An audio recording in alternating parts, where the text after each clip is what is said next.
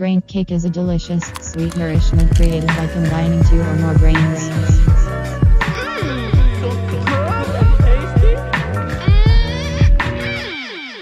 Computer. Hello, everybody, and welcome to Brain Cake. We've missed you, big smooches. Mwah, mwah, mwah. Yeah, we've all been hiding under a rock, Yeah, and not the country, like a rock. Pardon the accent. Iraq. Yeah, we've been hiding under Iraq. I've been hiding under a rock. I've been hiding with Warak is what's been happening over here. I've been hiding with Warak, busting out mad flows for the rest of the internet community. Warak, man. Warak is one of, we've actually not, we've not did too many video reactions on here, but that's one of my favorites for sure. Besides the chick vomiting on the carnival ride. That puking bitch, the slingshot. But speaking of different types of content for us, we're gonna be putting out some clips. Gonna be a brain cake bite for you guys with the Jimothy Kiwi duo, as you're seeing here. It's from an old episode. It's Pepe and the Orgasmic Policeman is the episode you're looking for. Yeah, and it's just Jimothy going on as Pepe, the fucking rapist for way too long. Pepe, the beloved childhood skunk from Looney. Is it?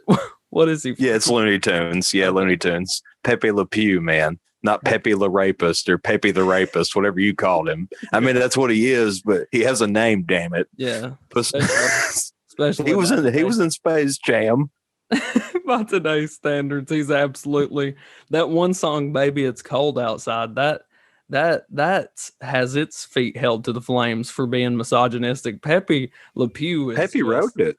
I mean, if you see those clips in that brain cake bite that will be uploaded as soon as this is uploaded onto our YouTube channel. Yes. Yeah, there are some clips in there that just show Pepe clearly like trying to smooch something that don't want smooched. Like literally running away, like through streets and alleyways, trying to hide behind walls and dumpsters and shit, just trying to get away from Pepe. Pepe the monster. Yeah, Pepe. Yeah, Pepe the monster. Put Pepe behind bars.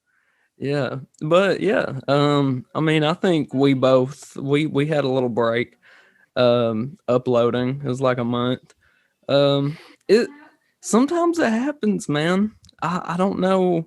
It's kind of the reason I want to talk about it is because I would like to know if anybody can relate out there to the feeling of inconsistency. Like we were consistent for so long, but a year. Yeah. I mean, we done a solid year. We pretty much went radio silent a year, even. Yeah. And it does need some sort of explanation. You can't just like let that sit there and be ignored. Yeah, like you can't just like sit there and be like, "Hey, yeah, no, we're back, motherfuckers." No, you can't. You got to put some sort of stamp on it, which a lot of it, which I'll say a lot of it's Zoom related. Yeah, it is. It is. I mean, like we were discussing before we got on here, Zoom, man, is just it's fun, sometimes, but it's just podcasts are meant to be done in person. Yeah. At the end of the day, Zoom is just an ends to a mean. Yeah, it's just something that we have to do content when we all can't get together. And maybe for a moment we thought it was going to be a little more valuable than it is. And I think I've seen that the real value is in however it happens, finding a way to get together in person. Yeah. And I will say on my end as well, at least speaking for myself, I've had major computer issues. And I'll say just that. It's just computer issues. And if it wasn't that, I had audio issues from my only other outlet to do it.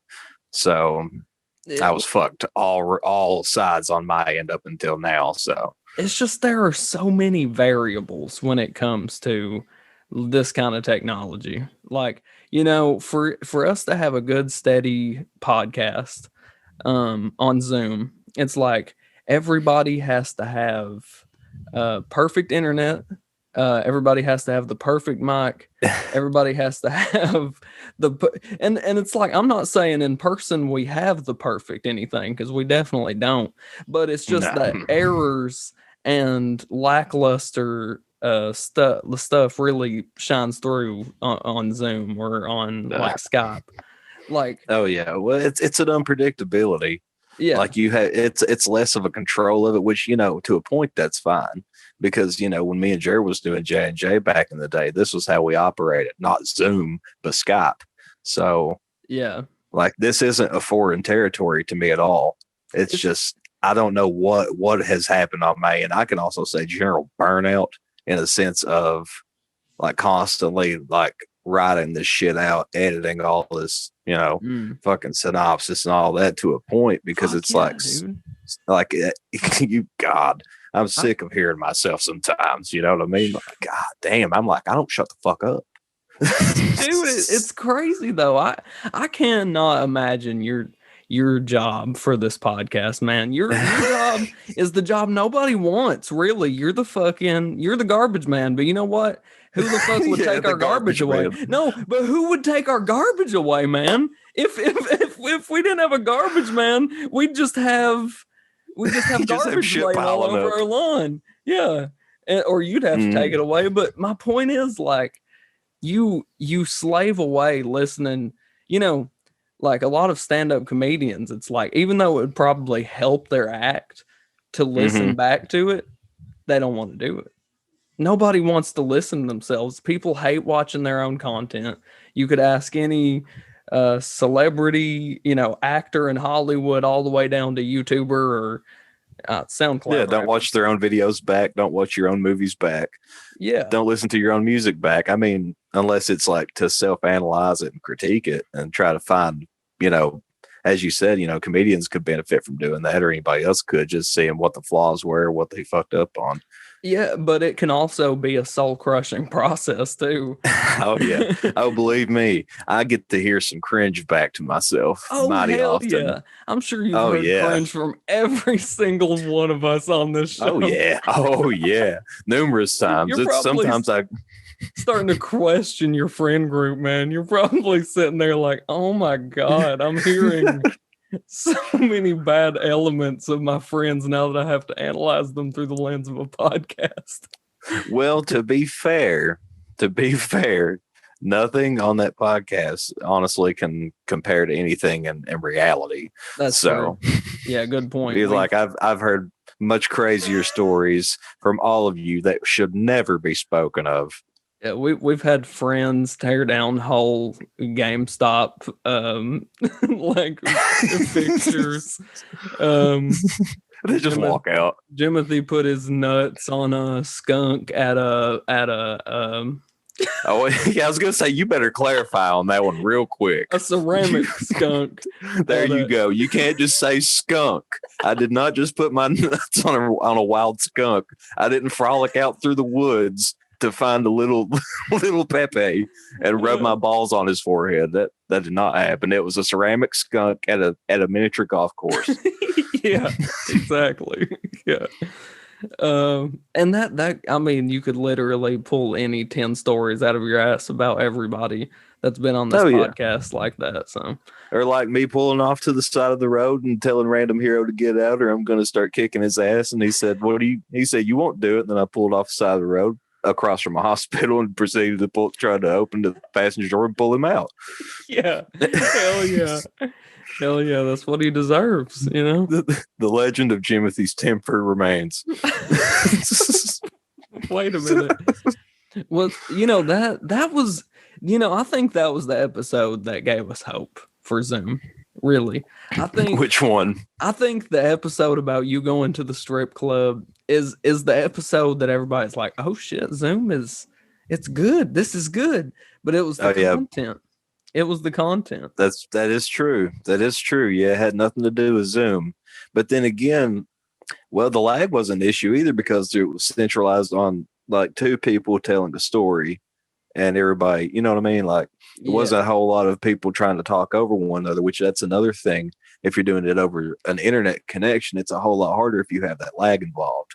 To fucking be able to, you have no idea who to respond to or who to let speak. And so therefore you cause a whole lot of awkward waiting on all ends at all times. You make a whole lot of dead silence just out of awkwardness. Just trying to figure out how to respond. But if you're on the same room, you don't have that issue as much. You can read like facial cues in a room together, because if you're in the room with, 3 other people doing a podcast, it's like I might see like, okay, Hambone is like he looks ready to speak. He looks like he has something funny to say about this. Or like you can read that, but you're just seeing one person at a time on Zoom, which you can see everybody, but also it just doesn't have the same amount of detail that right.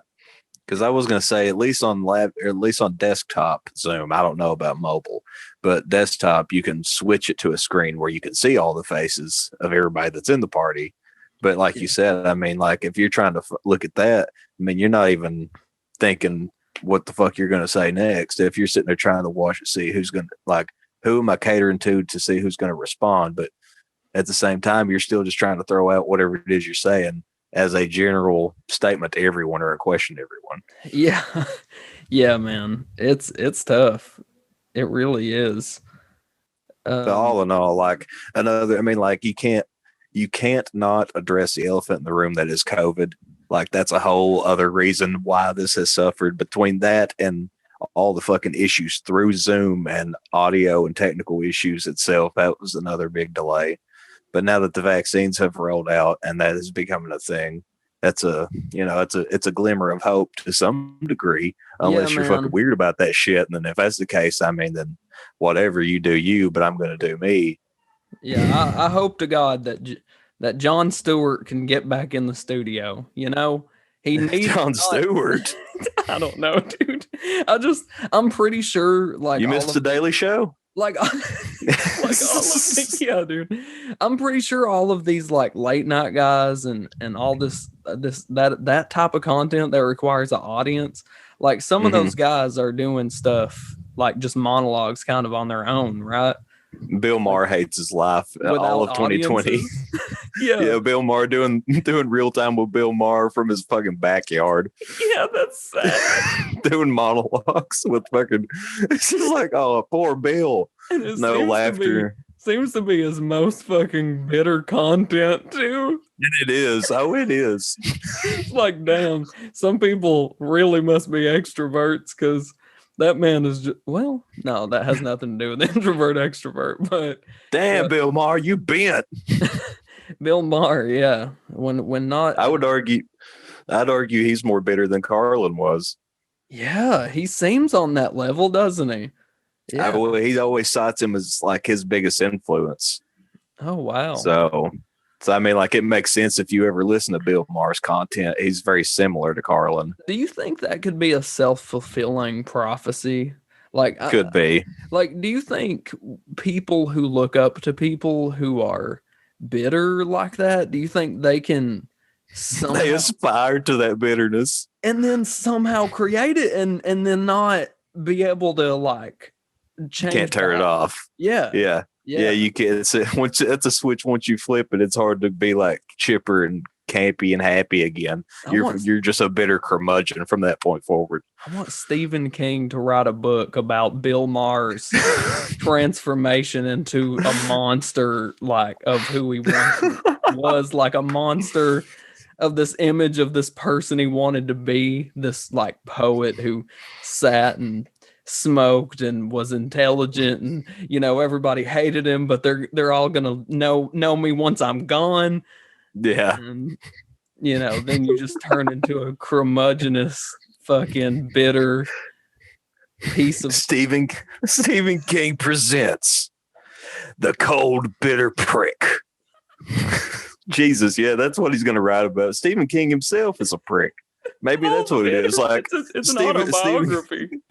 Stephen King's doing a fucking memoir piece of his life, Like when he was once a happy kid, now he's a bitter old coke addict who can't just fucking put down the coke, and he's angry. He's a great example. How many people probably went to college and fucking did so many drugs trying to be the next Stephen King, or fuck yeah, like not even went to college, just like I don't know, you just sit in your house or wherever, and you just think that if you do drugs, you're gonna write books like Stephen King. I don't know.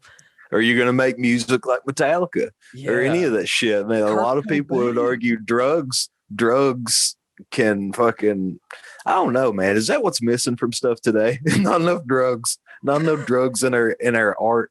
Is that the problem? Because Stephen King will even tell you of all the books he wrote, like in the 80s and shit, he doesn't remember writing most of them because he was so coked up. Like he doesn't remember writing The Green Mile. What the fuck does that say? Yeah, dude. You don't remember writing. You don't even remember writing a classic like The Green Mile. A novel. Yeah, a novel. With that you had to spend so much time and engagement with. How many pages is a novel? What's the definition of a novel? And also, how many did Stephen King write? Like how many? I can tell you because I went through Stephen King's lists of books probably about 2 weeks ago, actually, because I was curious myself. He has written at least well over 60 books, like novels. Wow. This is not counting anything he's written under other pseudonyms or whatever the fuck. Yeah. He has an enormous list. You know what? If I remember correctly, Carrie was the very first book he ever wrote. Wow, what a fucking breakout. That's what I was gonna say. That's your starter is Carrie. I mean, okay. I don't know. You could probably pull up the list right in front of you. So here's what a novel is. Okay. It says most publishers prefer novels that are in the 80,000 to 120,000 word range. Yeah. Okay. So that's probably, I would say you're probably anywhere above 600 pages, I would say. 500, 600 pages is a novel. Holy shit. I mean, they're all really thick fucking books. And the amount of spread Stephen King has had, not just through his books, the original form of media, but through movies and TV shows and Yeah, I forgot he had like TV show spinoffs and shit. Some of the most successful TV shows or movies of all time, like It. Yeah, I was going to say some of the most iconic movies you can think of are Stephen King books. The Green Mile is an iconic movie, in my opinion. It is an icon in horror. Not even crazy horror, The Green Mile. The Shining. Jack Nicholson. Here's Johnny. He's like a horror movie mascot. Yeah. And you forget there's other books like oh my god, what are you would know this one. The kids that fucking find the dead body. I can't think of what that's called. Stand by Me. That's a Stephen King book as well. Yeah, and it's not really horror either. No, but it's just a curiosity of 4 teenage boys looking for a good time and a dead body to poke. That's a great movie though, dude. That movie is so well done. Okay. So let's see here. Misery. Fuck. And then there's so many of these that I haven't even heard of. Like I'm looking at the list right now. Black House. I don't know. Different Seasons. The Stand. The Stand had a TV series, I believe. You know what? There's a recent Stephen King book that they The Mist. A Netflix, or is it a Hulu show, HBO show, maybe? One of those streaming services. Yeah. But it's like based on I don't know if it's a newer Stephen King book, but I don't know. It could be an old one that nobody ever made a movie of, or not one worth mentioning. Do you remember what it is? It's called The Outsider, I think. Oh, The Outsider. I was going to say, I was like, are you about to edge me some more? Because like you built me up with all this suspense and just to not tell me the title. Yeah. Be like, you can't do me this way. He was edging me before the podcast began, folks, because he kept hyping me up as to when he was going to start recording, and he just wouldn't follow through. He was like, "Hey man, do you feel me under your zipper yet? Oh, I'm almost there." Yeah, I was like 3, and then I had to check and see how much space there was left on my computer, and then it was like 3, 2. Actually, I think we went down from there, but whatever. It's all right. We do a countdown before the show. Always. It's kind of just like it's not even totally necessary, really, but it's just something we became used to. I think we've been doing that forever. Oh yeah, I've been doing that for as long as I can count. Even going back to like our freaking VHS tape days, man. Making stupid videos, we would count and stuff too. We counted with fingers though. Then we didn't count with our mouth. you put the fingers up. And do that. Yeah, that was how we did it. Finger. That was how we did it in the olden days. Clever little boys. Clever little boys. VHS tapes. That's just, come on now. You don't know about the struggle of, keeping your fucking memories alive. Yeah. I was like, well, if you're trying to keep the memories alive, keep a memory and a light on for Onision. For I have the news. If you haven't heard the word, Onision's YouTube channel has been completely demonetized. Dude. His partnership has been completely removed. Yep. I seen that.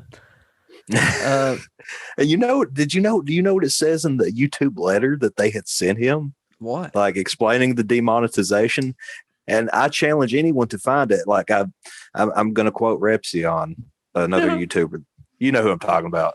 Well, he's the one that posted the challenge originally. And I was like, what? Listen, man. Fuck it. I agree. What's up? Anybody who knows Onision's scandal at this point knows who Repsion is. That's fair. Yeah, that's you know fair. What? I'll also want to say before you continue, I knew Repsion before it was all about Onision. I did too. And he is making a lot of videos about Onision. It's like, oh yeah, he's followed him for years though. Like he's detailed shit on him for years. But I'm with you. I have followed Repsion for a while myself. Well before that, I respect the service, but I don't know. Sometimes I'm like, what are you doing, man?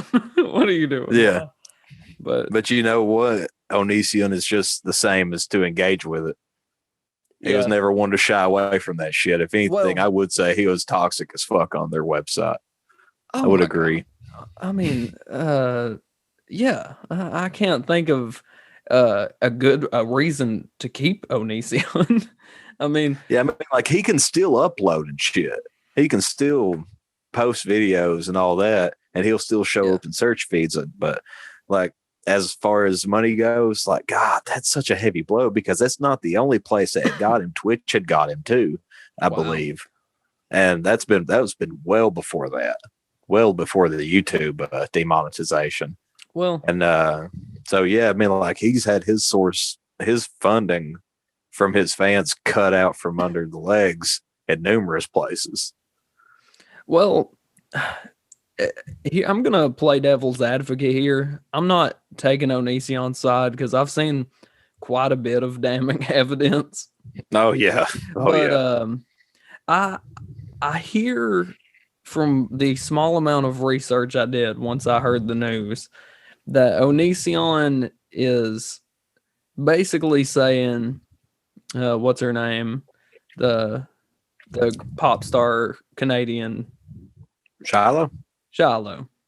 He was saying that she I know what you're talking about. Is like trying to get back at him. Like she said all these years ago, like I'm gonna get back at you or whatever. And apparently she said online that she had a baby that was Onision's, and it turns out it wasn't even really her baby or something. But also, it was in her body and it wasn't her baby.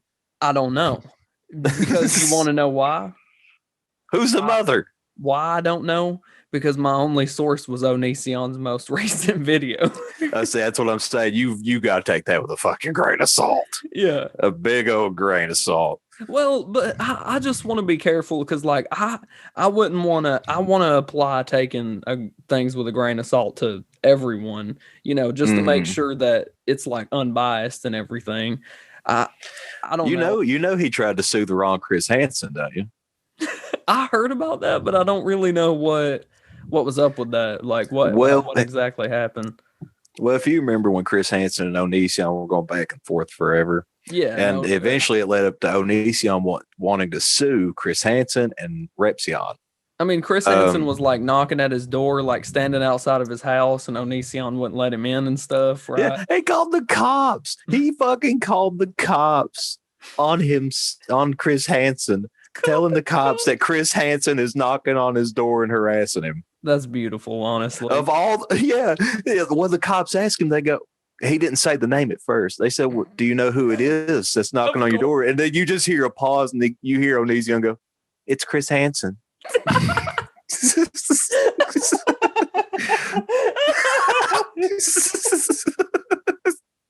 That's like you can find the clip, dude. It's out there. It's like 2 minutes. You can listen to the entire Onision call to the police when Chris Hansen's outside. It says he's saying mean things to me through the door, and all you hear is Chris Hansen on the other side going, I'd like to ask you a couple questions, Greg. Dude, that is fucking comedic gold. Yes, it is. And I'm looking it up right now, and I'm going to share. Yes, please. Yes, I would be happy to accompany you with this. Now, I feel like the audio is from Chris Hansen's like YouTube channel, if I'm not mistaken. Okay. Well, I just showed everybody our our sneak peek to our private. You let him look in the oven. Yeah. You let him look in the oven. Holy shit. Hell yeah, I did, dude. All right. It's fresh out the oven like a mirror. What should I type in to find this? Just type in it's Chris Hansen. I bet you find it. It's Chris Hansen. It's Chris Hansen. It's like what do you think the cops are gonna think when you tell them Chris Hansen is knocking at your door? Okay. Yeah, 43 seconds. It's fucking pretty certain this would be it.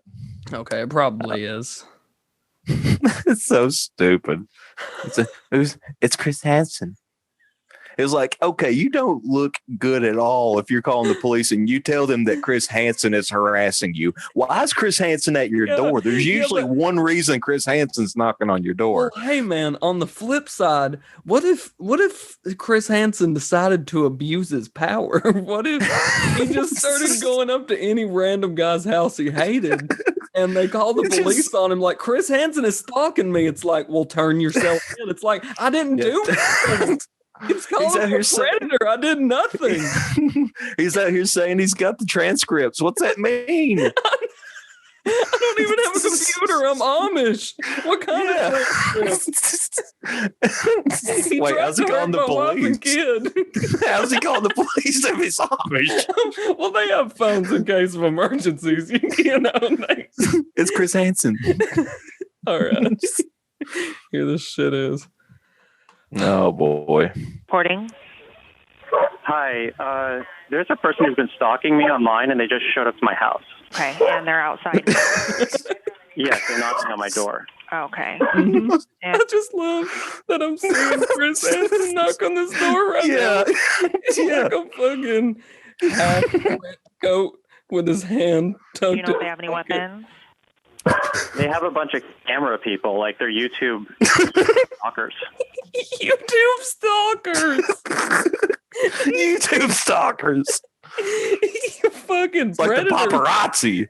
Predator stalkers, bitch. Yeah, they're predator stalkers. Oh shit. I didn't see any weapons. I just saw like 6 guys in my driveway, and one of them is knocking on my door. And the one that's knocking on your door, is he the main one that you said has been stalking you? Yes, he's a stalker. He's yelling things at me through the door right now. Okay, and do we know his name at all? It's Chris Hansen.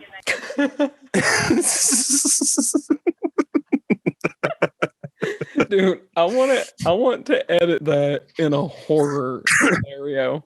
Like, that's like the end of the trailer. Is like, do you know who it is? It's Chris Hansen. It's Chris Hansen. And then it shows him peeking through, your door. Oh my God. That's so horrible. But I was going to say earlier what that YouTube letter had said, why they demonetized him. I know it's like going well back, but it's not really. It's just kind of coming back around. Yeah. The YouTube letter had stated, like, it was basically showing concern about his offline behavior, which is very intriguing to me. Wait, so what? Onision was suing Chris Hansen over Chris Hansen's offline behavior? Oh, sorry. I need to clarify that first. No, Onision threat was like suing Chris Hansen over like him getting all these people on his show and like their allegations towards him and all that shit and like all that sort of thing. Well, they get to court. Chris Hansen shows up, and Onision is like, "That's the wrong Chris Hansen." What? Yeah, that's basically his way of getting out of court. He's like, "It's not who he meant to sue. Wrong one." Wow. Well, I feel like I call everybody a sociopath on this show, but I think that's the one that the title fits best. No, that one's absolutely fair to say. I would say the man's a complete fucking sociopath. I mean, the narcissism with Onision is clear. It's unreal. It's not. It's unmatched. Yeah, and like entitlement and he manipulates people, uses them, like uses his power as an influencer, and uses his fans as pawns. I mean. It's shit. He also uses them as whacking material. Yeah, taking advantage of that. That's fucked up, man. It's literally taking advantage of your position. I mean, shit. That's no better than Harvey Weinstein. Hey, man. Shit like that. I'll show you how impressionable Onision is when you're young. I liked Onision when I was like 11 years old. I thought you were going to say I am a banana. well, I am a banana. That's my real form, guys. I'm coming out in defense of my man Onision. Nobody clip this out and take it out of context, please. By the way, I'm not a fan of him, but I am indeed a banana underneath this skin human suit. So you're a banana underneath being the kiwi, is what you're telling me. Yeah. You're an imposter. You're a fruit inside of a fruit. I'm a vegetarian banana underneath this skin suit. Yes, indeed. Hot shit. Okay. Yeah, Onision was the reason I went vegetarian. I mean, I watched his videos religiously when I was younger. When I look back on it, I'm like, damn, it was a little cultish. It was a little creepy. And for him to have, preteen viewers. And that's who he's always catered to. Yeah. Well, he also, in that video, said that he showed an image of his viewer base and was trying to show that wasn't true. His viewer base, apparently, from the stats he showed, was like 21 to 25-year-old males or whatever, like 18 to 25-year-old males. And I'm just like, I don't know, dude. I don't know any 18 to 25-year-old males that are into Onision. Well, that would be your age group. So I would say it's probably just maybe people that's always been subscribed to him that just never unsubscribed. There's just dead. Well, I can't say it's dead accounts because YouTube does a pretty decent job of scrubbing those. I mean, Onision has a lot of viewers anyway, though. Or at one point did. Now he's getting as many views as we are. But no, his fan base, I would say, is easily shrunk to a third of its normal size. But my point is, at one point in time, even if 15% of your fan base is 18 and under or whatever, that's still a lot of people if you're getting millions of views. Yeah, and I was going to say that can't, that only reflects a subscriber count. That's not reflecting like just the random fucking unique clicks it's getting. Yeah, I don't know. I don't know what it was. I'm definitely... I definitely want to be clear that I'm not erring on the side of standing with Onision. I think it's obvious myself. Okay, good. I'm just trying to hold on to objectivity and like not make it a witch hunt or whatever. Like, even though he's probably someone that deserves to be witch hunted, you know. I don't know if there's much more they can do to him. To be honest with you, I mean, I don't know about me personally on him being demonetized. I don't know where I stand on that because, he should. I mean, yeah, I guess he should be deplatformed to a point, especially considering even way back when he had message boards and there's proof of it. There was message boards that he had made over the years to where people were practically just sharing their pictures and shit. Like jailbait as shit. You know what I mean? Yeah. Like he had a thing where he was like, post your pictures and I'll rate your body. And and didn't he when you have fucking 14-year-olds, 15-year-olds posting those pictures and you're doing that, dude, bro, that's fucking that's Sketchville. That's like Dan Schneider fucking posting on his social media and being like, send pictures of iCarly written on your toes and I'll give you $100. Woo! Oh no, dude! No, he for real did shit like that. That's I know. Yeah. Oh, I know. That's why I'm over here. I'd forgotten about that motherfucker. Yeah, that's dark shit. And for those, that's very dark. For those of you that aren't maybe aware of what he's talking about, Kiwi, would you fill the children in? Dan Schneider, basically, if you're mine and Jimothy's age, or somewhere in between, probably even younger, you've watched a Dan Schneider show on Nickelodeon. iCarly, Drake and Josh, the Amanda Show. Oh God, no wonder Amanda Bynes is fucked up. Yeah. Well, that's a bit mean to say. What did he do Drake and Josh? You have me second guessing that now. Well, I don't know if he did or not, but they feel exactly the same, so I would say yes. Let's look up. I'm going to say yes. List of his shows. Okay. Did he do something? Did he do something to Gibby? Victorious. What did he do to Gibby? There was a podcast that Gibby was on where somebody asked him about anything weird, and he said he never knew of anything weird. So maybe Gibby didn't get fucked up, or maybe Dan don't like boys, or maybe he may not, or maybe Gibby's holding back on some shit.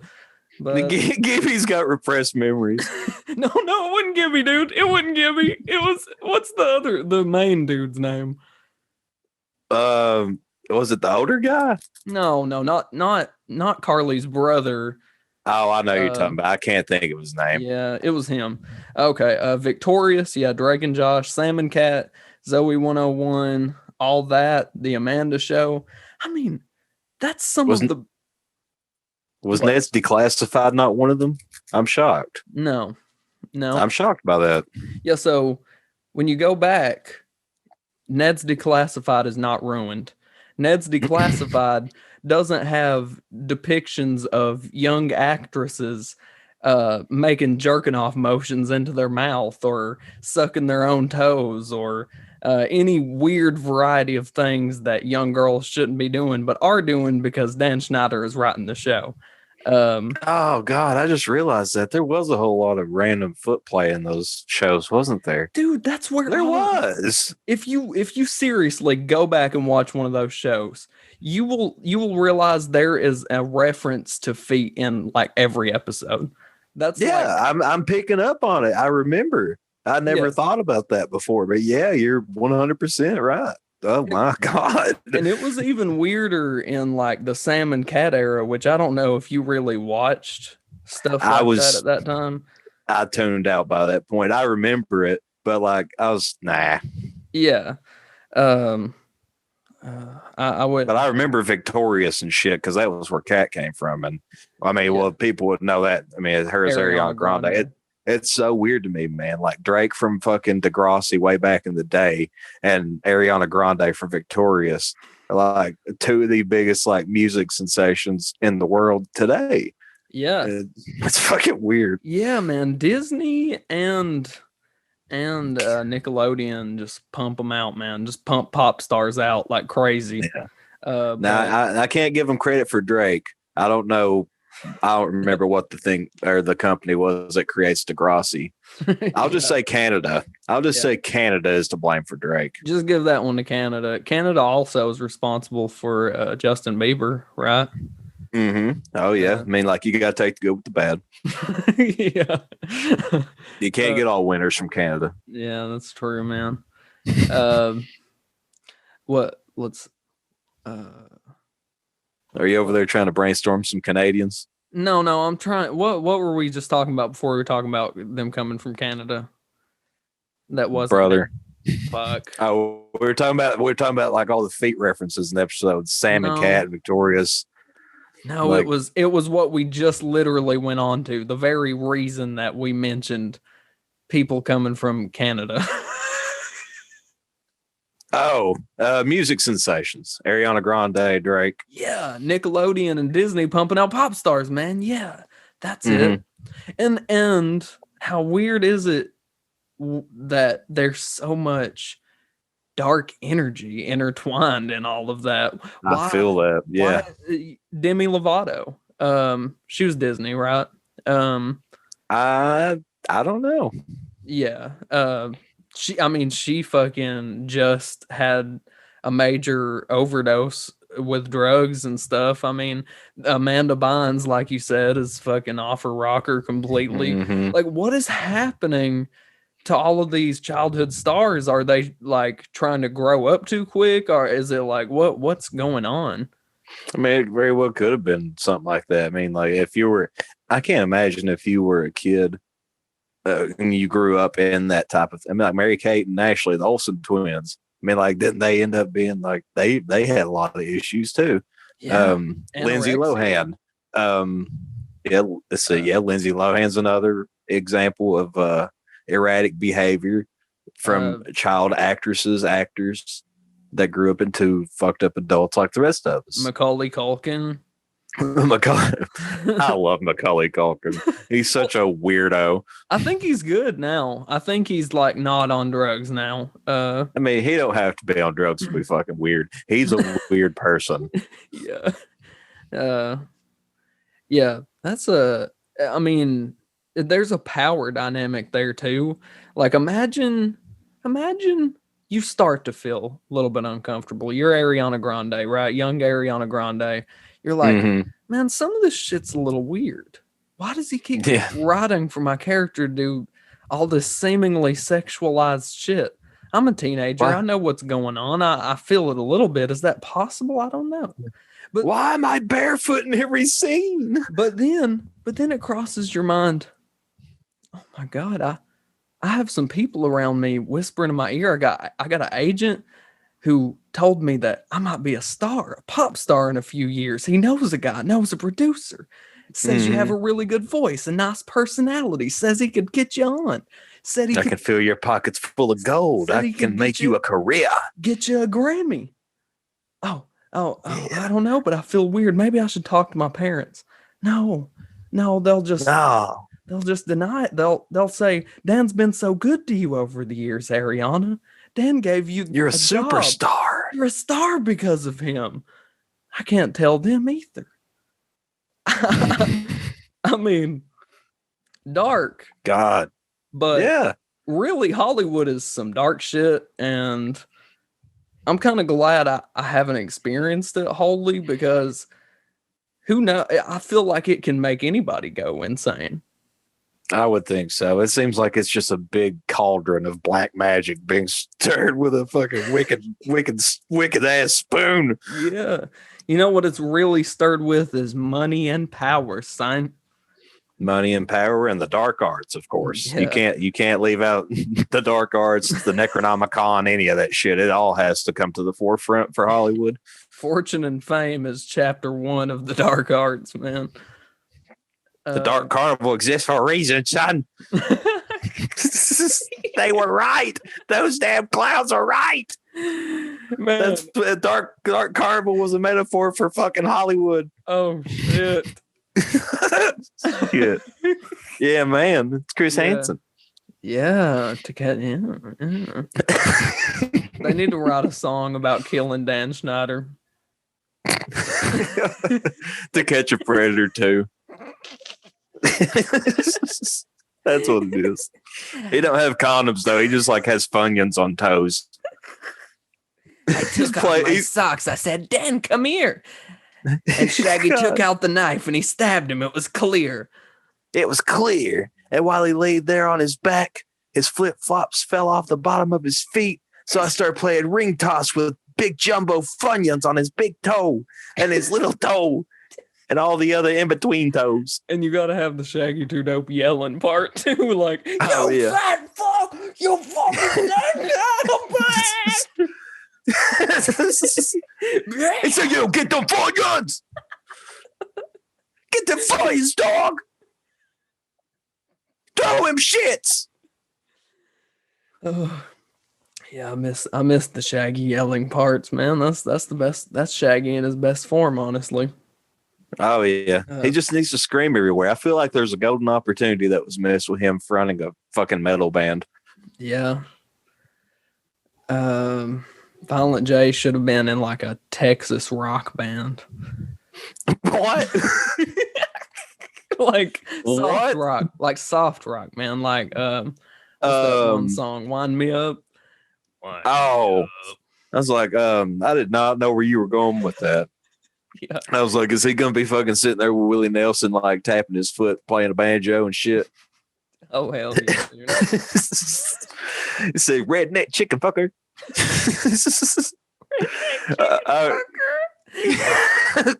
Can you please tell that on here? I mean, I know it's not a story really. But... I mean, it kind of is. I mean, like people. It's one of those classic examples. I guess we can go out on this. Yeah. Okay. This was a classic example of one of those things like somebody's trying to impress you, but you know they're full of shit because they just give themselves away immediately. Yeah. And it's not a Freudian slip. I would have known if it was a Freudian slip, but it wasn't. Okay. It just wasn't. Yeah. So this guy is telling me, because he knows I fancy clown music, I guess. And he's like, yeah, man, I like that one song. But the song he's referencing here is a song called Chicken Hunt. It was, if anybody knows a song from them, that may be one of the only ones, even a mainstream, like just casual listener or anything would know. Who's gone chicken hunting? Where's gone chicken hunting? Who's gone chicken hunting? Where's gone chicken hunting? That's basically. See, there yeah, I mean, like you would know that the second you heard it. I mean, even if you didn't know it was them, if you'd heard that before, you'd be like, it's chicken hunting. Yeah. Okay. He's like, yeah, man, I would blare that song as I was driving through parking lots, man. I fucking love redneck chicken fucker. Like, yeah, redneck chicken fucker, huh? Redneck it is a good. Yeah, I love redneck chicken fucker, man. That's a great. Yeah, dude, it's a great song. I jam out to redneck chicken fucker all the time. Like he didn't even think about what he was saying. Like redneck chicken fucker. He said red. Yeah, like what is this redneck? What's his problem with chickens? Yeah, why? Like that he has to sod. Why would he think that would be the song title? Like if he would just think about what he's saying for 3 seconds, that I mean, who would include fucker in a title? Yeah, that changes the dynamic of the song entirely. Redneck chicken fucker, redneck chicken fucker, redneck chicken. Yeah. Fucker. That's what it is. It is the same amount of syllables. I'll give him that. Sure. His title of the song is the same amount of syllables as used in the chorus of the song. Yeah, like chicken hunting, and this term is a reference to rednecks being chickens. And these guys are going chicken hunting because they're going out killing rednecks. Yeah. Redneck chicken fucker, on the other hand, is about a maniacal. It's a maniacal fucking redneck who's into bestiality, sodomizing chickens in particular. And why is he doing that? Yeah, I don't know, man. It's not explained. No, it never will be. Fucking redneck chicken fucker, man. Redneck chicken fucker. Yeah, it's a great song, guys. Check it out. Redneck chicken fucker. ICP. Get it on Apple Pod or iTunes or whatever. Get redneck chicken fucker on Apple Pod. Wait, what you were saying? Wait, No, it wouldn't be on I said Apple Podcasts. First, I was like, well, it's not a podcast. I hope Redneck Chicken Fucker's not a podcast. Who's listening to it? Some deranged fucking freak sitting. Oh, no. No Redneck Chicken Fucker. No. But yes, you could find Redneck Chicken Fucker in places that you could find us. That's right. You can find Redneck Chicken Fucker, as he said, on Apple Podcasts. We're also on there. We're also on Spotify. We're also on YouTube. We're on Anchor. All the Anchor. Anywhere. Any weird one, any popular one. We're there, bitch. Just look us up. Brain Cake with a period at the end. And don't you dare capitalize that P. Yeah. I mean the B. Don't you dare capitalize that B, bro. That's right. Under cap. You do. You won't find us. You'll just find recipes. Yeah, you don't want that. You don't want to be making brain cake. You want to consume the brain cake. You don't want to have to make that, bitch. And thank you for consuming, by the way. Thank you if you're there now or if you're listening in the future. We appreciate you eating our brain cake. No more breaks. We're back. We're back, bitches. And have a beautiful, beautiful rest of your night or day. Goodbye, everybody. Goodbye. Suck on dick. Suck a dick.